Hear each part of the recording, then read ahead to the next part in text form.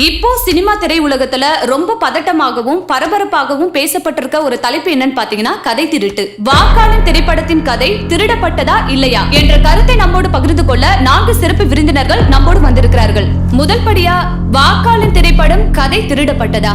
கதை திருடப்பட்டது அப்படின்னு சொல்றதே முதல்ல தப்பு. உண்மை என்னன்னாக்க நல்ல கதையை நல்ல டைரக்டர்கள் வச்சிருந்தாங்க, கதையை கேட்கறாங்க. கதை நீங்க கேக்குறீங்களா? கதையை கேட்கறதுனாலதான் நாங்க சரியா படம் எடுக்க முடியுது. எங்க நிறுவனத்துல நீங்க பாத்துக்கிட்டு இருக்கிறீங்க சார். நீங்க ப்ராப்பரா எப்பயுமே ஒரு அசண்டாயிட்ட கூப்பிட்டு உட்கார வச்சு 2.5 மணி நேரம் கதை கேட்டதா உங்க கம்பெனில சரித்திரமே கிடையாது. பல படங்கள் கதை கேட்காம எப்படி பண்ண முடியும்? எப்படி அந்த படம் வரும்? எப்படி கதை கேட்டிருக்கீங்க சார்? நீங்க கேட்டிருக்கீங்க, கேட்காம படம் பண்ணணும்னு சொல்லல. இன்னொரு அஸ்டண்டோட கதைய உங்க கம்பெனில ஒர்க் பண்ணிட்டு இருக்க அஸ்டண்டர் கேட்டு உங்களுக்கு அந்த கதையை சொல்லி கதையை எடுத்துட்டு வராங்க ஒரு டைரக்டர். அவர் கதை தானா அப்படிங்கறத கேட்டுதான் கேட்க முடியும். இன்னொருத்தர் கதையா அப்படின்னு சொல்லி எங்களுக்கு தெரியாது. அது அவங்க எங்கேயாவது அசிஸ்டன்ட் டைரக்டர் போது ரூம்ல டீ கடையில குடிக்கும்போது சொல்லியிருப்பாங்க. அது எங்களுக்கு தெரியாது. எங்க நிறுவனத்துக்கு வரும்போது நாங்க கேட்கறோம், நல்லா இருந்ததுனாக்கா அவரை டைரக்டர் ஆக்குறோம், இடம் பண்றோம். ஏங்க இவங்க எடுக்க ஒவ்வொரு படத்துக்கு ஒவ்வொரு அசிஸ்டன்ட் எதுக்கு நிக்கிறாங்க? ரைட்டர் சுனில் நிக்கிறாங்க, டைரக்டர் சுனில் நிக்கிறாங்க, பேசி பாக்குறாங்க, போட்டு தான் போவாங்க. ஆமா, இவங்க ஏதாவது பணம் சம்பாதிக்கிறதுக்காக, இவங்க ஏதாவது கேட்கறதுக்காக நாங்க நீங்க மண்ண 4 படம் அப்படிதான் வந்துருக்கு.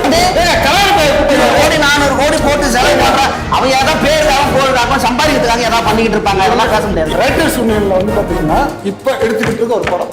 அந்த படத்துடைய இயக்குனர் ஏற்கனவே 3 படத்துல இதே சர்ச்சை பண்ணி ப்ரொடியூசர் கவுன்சில்ல போய் பணமும் கொடுத்து காம்ப்ரமைஸ் ஆயிருக்காங்க. இப்ப எடுத்துக்கிட்டு ஒவ்வொரு சிந்தனையும் ஒவ்வொருத்தருக்கும் ஒண்ணு இருக்கு. இப்ப நீங்க நினைக்கிற சிந்தனை நான் நினைக்கிற சிந்தனையும் ஒன்னா இருக்கும். அது அவரும் எழுதியிருப்பாரு, இன்னொரு டைரக்டரும் எழுதியிருப்பாரு. எடுக்க வந்த நேரத்துல அவரு ஏற்கனவே ஒரு சிந்தனை வச்சிருந்தப்ப இது ஏன் கதை தான் அப்படிங்கும் பொழுது அந்த நேரத்துல எழுதி நான் பதிவு பண்ணியிருந்தேன் அப்படின்னு இல்லப்பா. நிறைய அசிஸ்டன்ட் டைரக்டர் கதையை வச்சுட்டு அப்படியே அவங்க என்ன சொல்லுவாங்க, குடும்பத்துல ஒண்ணு அந்த பிள்ளையோட மேல பாதுகாக்கிற எத்தனையோ உதவிகள் நான் பாக்குறேன். எங்க ஆபீஸ்க்கு வராங்க பார்த்தீங்கன்னா எங்க கிட்ட முந்தான ஒரு பிரச்சனை. படம் எடுக்கிறதுக்கு ஒரு ஸ்கூல் வச்சுருக்காங்க. அவங்க படம் வராங்க. அவங்க கதையை உட்காந்து டிஸ்கஸ் பண்ணவர் அந்த கதையை கொண்டு பதிவு பண்ணிட்டாரு. பதிவு பண்ணிட்டு இப்போ அவர் படம் எடுக்க தெரியலன்னொடனே அவங்க வேணாங்க போது கதை ஏன் கதைங்கிறாரு. ஆனால் அவங்க என்ன பண்ணாங்க, அக்ரிமெண்ட்லேயே கதையை எழுதின அந்த ஃபுல் கதையை இவங்க எல்லாத்துக்கும் தான் சொந்தம் எழுதியிருக்காங்க. அவரும் அதை கையெழுத்து போட்டிருக்காரு. அதனால அவங்க தப்பிக்கிறாங்க. ஸோ அதனால திருடனாய் பார்த்து திருடாவிட்டால் திருட்ட ஒழிக்கவே முடியாது. காங்கிரஸ் தலைவரோட மூத்த இப்போது செய்தி தொடர்பாளர் ஐயா, நீங்க இப்ப 3 பேரோட கருத்துக்கள் என்னன்னு சொல்லி தெளிவா கேட்டிருப்பீங்க இல்லையா? இதுல உங்களுக்கு ஏதாவது மாற்று கருத்து இருக்கா? ஒரு புது கவிதை எழுதலாம், 2 வரி. தமிழ்நாட்டில் படித்தவனுக்கு வேலை இல்லை, நடித்தால் நாடே கிடைக்கும். அதை நோக்கிதான் தொடர்ந்து பயணமே போயிட்டு இருக்கு. சினிமா மூலமும் பவர்ஃபுல் மீடியா குடும்ப கதை ராமாயணத்துல வராத புது கதை யாராவது சொல்லுங்க. திரைப்பட துறையில யாரு கதை எழுதுறாங்களோ அவங்க யூஸ் பண்றது ஒரு முறை இருந்தாங்க, அந்த பிரச்சனையே வராது. அது மாதிரி பண்ணுங்க, பக்காவா பண்ணுங்க. உங்களோட முயற்சியை தொடர்ந்தா போராட்டம். இந்த ஒரு கதை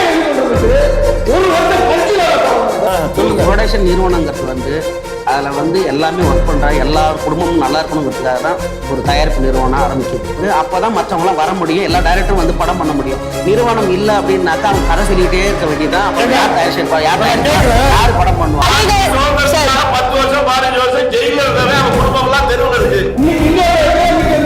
அப்ப நாட்டு சோதனைக்காக அடிபட்டவன், உதப்பட்டவன், ஜெயில அடிபட்டவன், அவனை பத்தி எல்லாம் கவலைப்பட வேணாம். ஏங்க தனி வாழ்க்கையை அழிச்சுட்டு ஒரு ஜீவானந்தத்தை பத்தி அவனுக்கு தெரியல, சாந்தி பாட்டா பத்தி தெரியல, காவலரை பத்தி தெரியல, கட்டளை பத்தி தெரியல. தனி மனித வாழ்க்கையில ஒரு கேட்கறா வாழ்றது சினிமாவை நடிச்சா போதும். சினிமாவில் உழைப்பாக வந்து பள்ளிக்கூட பாடவசம் வருது, அதை பத்தி நம்ம பேசுவோம்.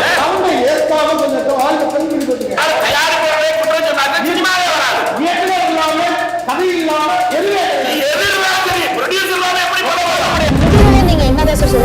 என்னைக்கு தமிழ் இண்டஸ்ட்ரியில இண்டிவிஜுவலிட்டி ஓய் கார்பரேட் அப்படின்னு இந்த மாதிரி கம்பெனி உள்ள நுழைஞ்சதோ அப்புறம் தாங்க இந்த கதை திருப்பி ஜாஸ்தியா வெளியாகும்.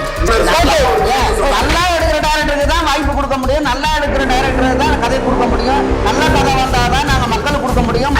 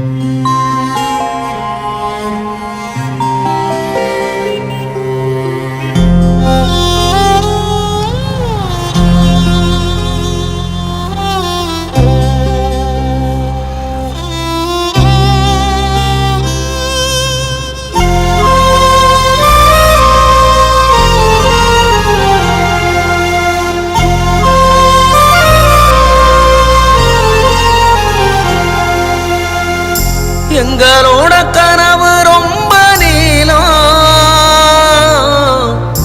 எங்களோட மனசு ரொம்ப ஆழம்.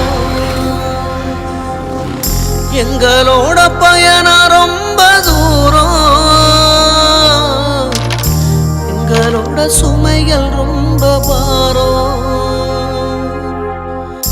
யாரிடத்தில் சொல்லுவது கவலைகளை, எப்போதுமே இதுக்கு ஒரு தீர்வு இல்லை. கதைகளில் எங்க கதை பெரிய கதை,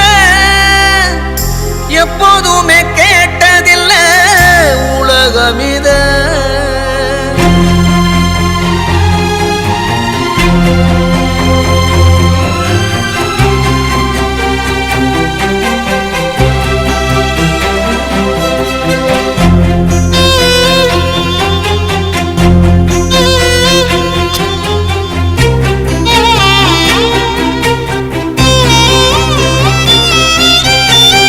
பார்த்த கதை, கேட்ட கதை, படிச்ச கதை, பண்பாட்ட கட்டி காத்த பழைய கதை.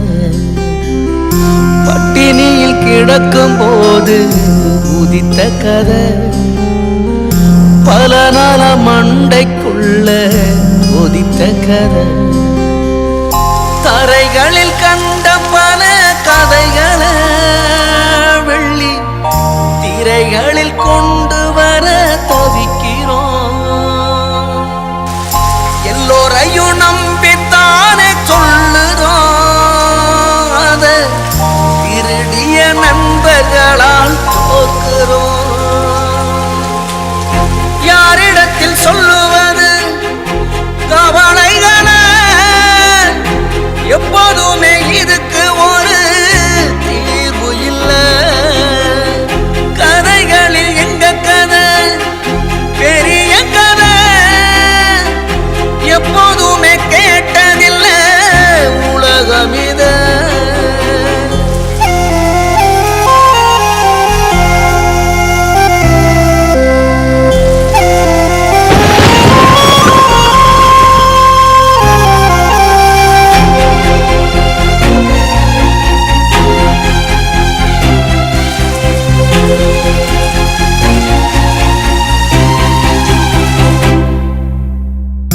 ஊரை விட்டு உறவை விட்டு வந்தோமுங்க, எத்தனையோ உணர்வுகளை இழந்தோமுங்க. 3 வேளை பசியார முடியவில்லை, நிம்மதியா தூங்கி எழ இடமும் இல்லை. படைப்பாளன் என்ற ஒரு பெறெடுக்க நாங்க படுகிற அவமானம் கொஞ்சம் இல்ல. பல பேரை நம்பி நம்பி தோக்கையிலும் எங்க நம்பிக்கைக்கு எப்போதுமே பஞ்சம் இல்லை.